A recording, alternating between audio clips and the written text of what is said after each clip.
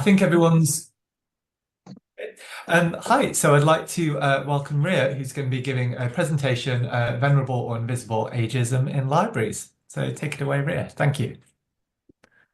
So thank you for attending today. I hope you find this useful. This is a topic that's close to my heart. Um, and I have to say, I'm really nervous. And of course, I had technical problems like all good baby boomers. And I felt the extra pressure since I was a baby boomer and the technology was not working. Um, this talk is about ageism, and it's about the tropes that we use to demean ourselves and each other. So it's interesting, I guess, would be one word that I would use. I could use other words, that this just happened. Because, of course, I felt added pressure because of the trope. I think of my younger colleagues, and I think of how they are sometimes characterized as lazy or stupid. And I think about their ability, therefore, to take chances and to make mistakes in somewhat public settings. So, what I'm trying to say is that ageism affects us all. In the workplace, it particularly affects the young and the old, and that is defined by sector. So, one can be in their mid 20s and old in fashion, one can be in their 30s and be old in IT. Women tend to age 10 years faster than men when they're considered over the hill in workplaces, and management positions tend to age older. So it's quite a complex scene. Um, I'm happy to say that there has been some progress in library land. So if you look at the early aughts, there was a slew of literature about the graying of the profession and how this is I can't pronounce this, tsunami. Um, and that was followed a few years later by, again, a little bump of literature about how these poor millennials are going to actually supervise the baby boomers. But luckily, in the late 10s, we started seeing studies and continue to see studies that disprove these generational moves, that show that there really is no difference in generations in terms of work ethic and technological capabilities, et cetera, et cetera. I'm sure you know the tropes better than I do. So I think those are all really good signs. I do wonder to what extent that has shifted into practice. So I want to talk a little bit about that. If you could move to the next slide, I'd appreciate it. So, like a good librarian, I'm going to start with a definition. I've picked this one because it's not only the World Health Organization, and we give ourselves permission to do so. Sorry, Rea, So if that's you, me. Carry on. that's okay. So if you, I think the other thing that I think about in these things is the stereotypes and the images that we use in either in our brains or in our publicity. So we have images of the young man in his underwear in the basement gaming. We have images of the frail elderly in nursing homes, even though generally it's less than 5% of people who are actually institutionalized of older people. We also have images of the 85-year-old ultramarathoner. All of these don't reflect the nuance of everyday lives, and they don't reflect the norms either. So if you can move to the next slide. So we've talked a little bit about generational myths. I'm just going to reinforce that the differences within a generation are greater than the differences between a generation. We conflate three differences. One is the lifespan, the stage of life. So I'm nearing retirement. So yes, I do talk about retirement with people my age, but frankly, I also talk about retirement and particularly financial planning with my millennial neighbor who I work out with. Um, because she is living on a reduced income, and her experience with precarity um, allows me to think about some of the financial risks and some of the financial challenges I will be working on. There's also, well, the classic example is COVID. COVID happened to us all. Something that happened to us all was called a generational event, hopefully, or a once in a lifetime event. But it affected all of us differently depending on the life stage that we're at. We assume, and I should have said this earlier, that the life stages progress in a heteronormative way. And I'm sure that everyone in the audience has had experience where that is not true. I have put a Menti link. I wasn't sure how people, I hope people will share their experiences. During my talk, but I wasn't sure how comfortable people were posting even anonymously in the chat. And I know there's some issues with anonymous posting in Discord. So choose your flavor is what I'm saying. I think that's all I'm going to say about generational myths. So if we can move to the next slide. So in the workplace, it tends to be the youngest and the oldest that we are most prejudiced against. And I just think about other realms. Would we ever say a baby disabled person? I don't think so. Would we ever say okay South Asian person? Again, I don't think so. I hope not. I mean, I know that the mission structure has changed in many areas, but I think it's really important that we think about our words and our assumptions behind those words. And I'm really surprised at the lack of reality behind them. When I think of the amount of technological change that baby boomer library staff have ushered in, to call them technologically adverse is kind of unsettling, to say the least. The baby librarians are really interesting in that what they experience is called something called youngism.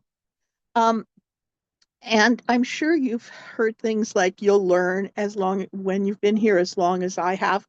The counterpart to that is you're probably the only one who remembers why we.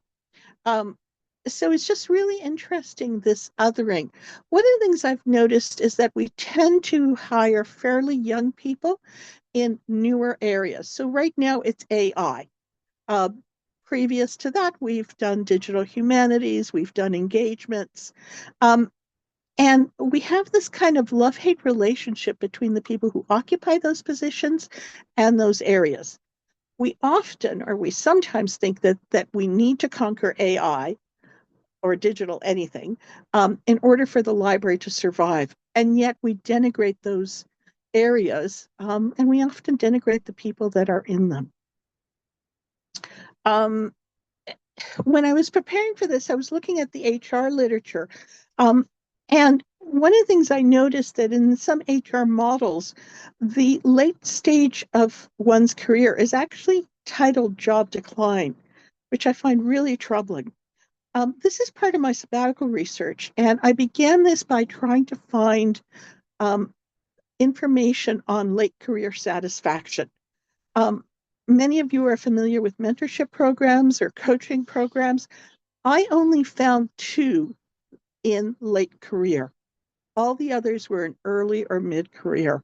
I found a lot of literature on succession planning. I found a lot of literature on pre-retirement planning, but I found it really interesting that there's such a lack of attention. There was an assumption, if there was any attention, it was around decline. If we can move to the next slide. One of the things that ageism promotes is ahistoricality. So we don't know our history. So when I think about AI and the challenges that it provides for us and the opportunities, I think back to early library automation. I think back to the growth of an easily accessible internet and the lessons that we have learned. But we're not accessing any of that. And so I chose this image, the intersecting axis of privilege, domination, and oppression, because it is one of the precursors to our study of intersectionality. And what I particularly like about it is it has a variety of identifies a number of barriers, including looksism, including classism, things that we often don't think about, but I would argue are central to a female dominated soft profession like our own. The other thing I really liked about it is that you can literally see the weight of domination, and you can literally see that if the people on the bottom half are ignored, we are losing all their capability. So this isn't just a nice to have. The OECD argues that we could raise our GDP by 19% if we created truly multi-generational workplaces. This varies with life stage. And so I'm just going to throw out a few tropes.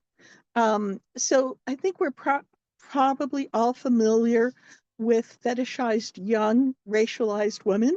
And what happens to them in middle age? Well, they become South Asian aunties, one thing they become, or they become Aunt Jemima. There's one of the sayings is black don't crack, which literally means that you can't see aging in Black people as readily as in white. So my question is, what happens if Black does crack? What happens if Black people do get sick? Well, we know what happens. They die faster, and they access to healthcare is not as great. This matters both in terms of life expectancy and in terms of healthy life expectancy.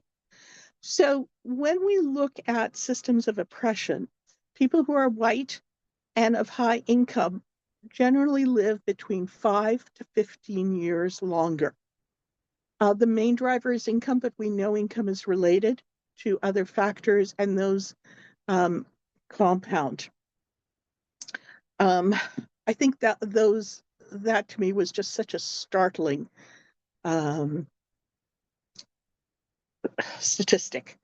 One of the ways this happens is something called weathering in our cells. And what weathering means is literally the toll at the cellular level that microaggression and bias takes on all of us, or on some of us, I should say, some of us more than others. So I'd like you to keep that in mind. I think that's all I've got to say here. If you could move the slide. I want to talk a little bit about praxis and moving forward, because it's great to identify, and I think it's important to identify these things. But I want to talk about what we can do. And so I'm happy to say that there has been some attention in LIS, the Association of Research Libraries, recently held an all-day institute on multi-generationality. And some of the things that people have found useful, first and foremost, is proximity, aka do we all work together, or is it that band? There's a very narrow band which is not affected by ageism in the workplace, and it tends to be people in their 30s to early 50s. So if you think about lopping off, the lower half and the bottom half, think about all that human capital. Think of the reinforcement of groupthink. So the first thing that I would say to you is take a look around your workplace. Who is being listened to? Who is being given opportunities to being listened to? Who is being rewarded? And if it's not equitable, then think about what you can do about it on an individual basis or on a collective basis. I'm a big believer in collective action. I know some of us are precluded, either again on an individual basis and sometimes on a legislative basis. I do believe, and the literature shows up, that formal structures enhance our ability to maintain. So age is generally considered in many human rights legislation to be a protected class. in the US, it's actually you have to be 40 and above. So youngism is not recognized. So that would be the first thing. That starts with auditing, and it starts with documentation. And you might have to do that quietly. Hopefully, you'll be able to do it collectively. Um, you can age neutralize many processes. So remove as much ageist language as you can instead of a minimum 5 years experience.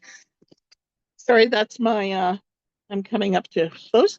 Um, think about how you can actually describe the depth and the type of skills you want to see that. Make sure you don't have dog whistles, such as fresh or dynamic. None of us feel dynamic, or many of us don't feel dynamic on a Monday morning.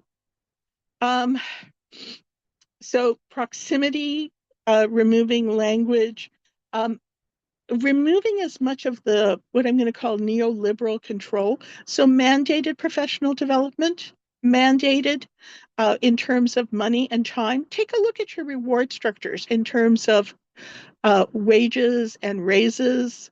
Um, and yeah, I think those are the main things that I wanted to talk about. I hope I haven't left anything out. I hope you found this useful, and I'm open for questions.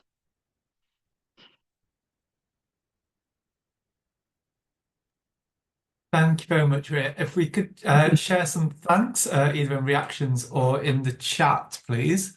I'm just going to stop sharing. Thank you so much for the thanks. That's very much appreciated.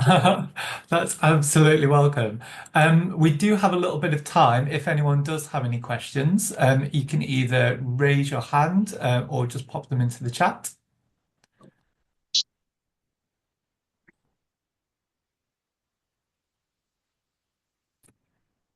Um, can't see any hands raised. Thank you.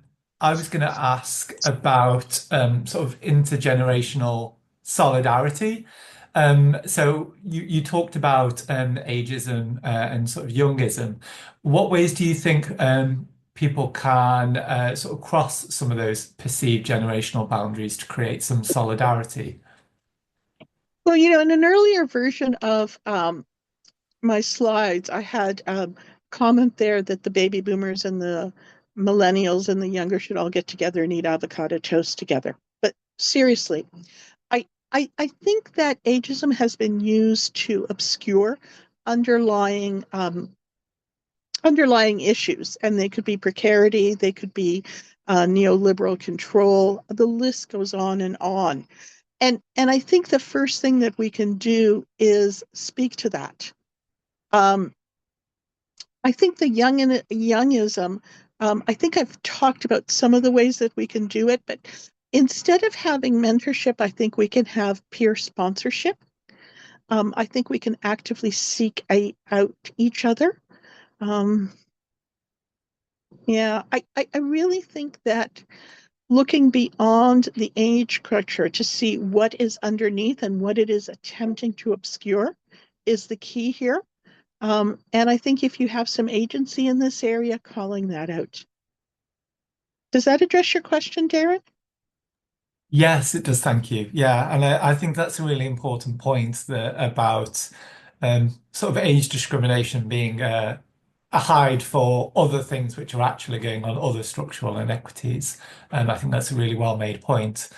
Um, I can see there's a question from Catherine, who's asked if you're able to share the Mentimeter responses. I wasn't sure if you wanted to keep those anonymous or not, but perhaps that's something we could share with the Yeah, slides go ahead and afterwards. share them. Go ahead Yeah. and share them, Um, Darren, if you could. I'll have a look if I can. I might not be able to, but if I can't, we'll just sort them out afterwards and we'll put them onto the Okay, great. um, I was just conscious that people may not absolutely. Yeah. want to. Some of the comments, well, one of the comments that I've heard, which I thought to myself was something that one would be really careful, is a colleague of mine actually was told by their chief librarian that that she could hire two of them for their current salary. So I think of comments like that. I think those people might be a little conscious of sharing those. If you could Yeah. read some of those out, if you can't share them, that would be great. I'm I can I'm also. not I'm not able to see the sort of back end of the comments. So the link that we've got is just the filling it in bit, I think. But maybe that's something we can put into Okay. onto the website for later, I think. Okay, that That's would be probably great. the best way of doing it. Okay, we have got a couple more minutes. Just if there is any other comments or questions. I can see There there's was a call. Okay, sorry, go ahead. so I was just going to say, we've got a comment from Emma that says, sometimes in the workplace, it can feel that staff with more experience, who may also be older, are sometimes displaced and old elder knowledge can be ignored.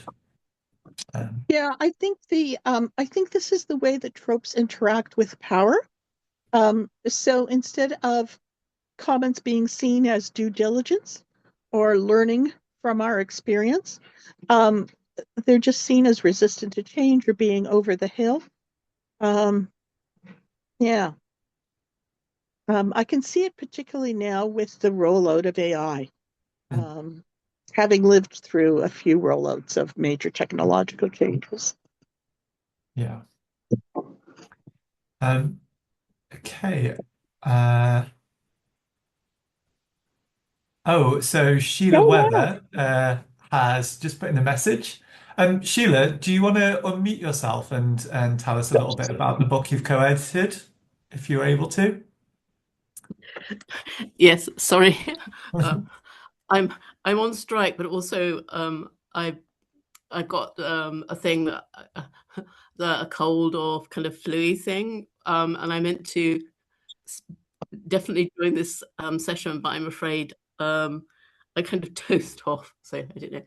Anyway, so apologies that I didn't join earlier, but yes, I did a talk a few years ago about ageism and libraries, and I and four other colleagues, three of whom are women in Australia who are either retired academics or academics who are kind of approaching retirement. We co-edited a book which is being published finally tomorrow, which has autoethnographies from academics, either kind of close to retirement or thinking about retirement or actually retired. Um, and as part of writing my own autoethnography about my feelings about retirement, I ended up doing a literature review because I'm an information person, I suppose, and that's ended up being an introductory chapter, which is actually part of the free sample that you get on the website. And it's particularly interesting in that because there weren't that many female academics early on, there's only just now a critical mass of female academics retiring. And there's definitely been an increase in literature, particularly qualitative literature, looking at academic retirement. But anyway, there's all the stuff that you might expect in terms of people being physically removed, kind of to go turfed out of their offices and put in ones that are in some cases completely different building. I mean, this is from the literature. I'm certainly really quite ageist, very ageist comments about how they're not in touch with the field anymore. They haven't got anything to contribute. And the universities themselves are not good at helping people to approach retirement, because certainly in the academic field, people, including me, have an identity where our work's very bound up with what we're doing. But anyway, so I thought I could mention that it is intersectional. Certainly, I particularly was looking kind of at the literature. There's not so much literature about intersectionality in terms of race, but there is an increasing amount in terms of intersectionality of women. And for example, I think this happens in libraries, can happen in libraries as well. Women who've taken career breaks for having families or being a carer to an elderly parent or whatever, sometimes they don't reach their peak until they're kind of in their 60s or late 50s. And then they've got people kind of hinting that they ought to be going just at the moment when they finally achieved their potential because they've not been able to do it earlier on, which can be particularly galling for women in that position. And there was one Nordic study, I think, yeah, and it was either Nordic or Dutch. I'm afraid I can't remember which, but was taught with experiences of women who are actually professional women, not in academia, but talking about how there's just seemed this sweet spot when you stop being patronized because you were a young woman, and before you started being kind of told that you were an old woman and ought to be out of the way. There was just this kind of brief period when it seemed like you were the right age, which was also quite depressing. I can see you Yeah, and smiling people there, stopped. Ria. Yeah, I can, and people stopped worrying about you going on maternity leave. Getting pregnant Yes. soon. Yes. Right. It's fascinating. So how narrow this band is. Right. We are just coming up to time, so I think we will wrap up there. We've put some links into the chat for folks. Some of the things that Sheila was talking about, her past talk. I'll collate some of these points as well, along with checking those Mentimeter responses as well. And we'll put it all onto the website for later for folks, so you can sort of revisit some of this stuff. But thank you so much for that talk, and particularly how personal it was, and acknowledging some of that vulnerability, I think is really important as well. So thank you for that. We're going Can to I interrupt you? Yeah, go I'm ahead. going to interrupt you by thanking you for bailing me out of my technological difficulties, and for Sheila for stepping in, and for everyone's grace. Oh, that's very kind. Thank you. We're going to take a break for another 15 minutes, and then we've got our next session. So thank you very much, everybody, and enjoy your breaks.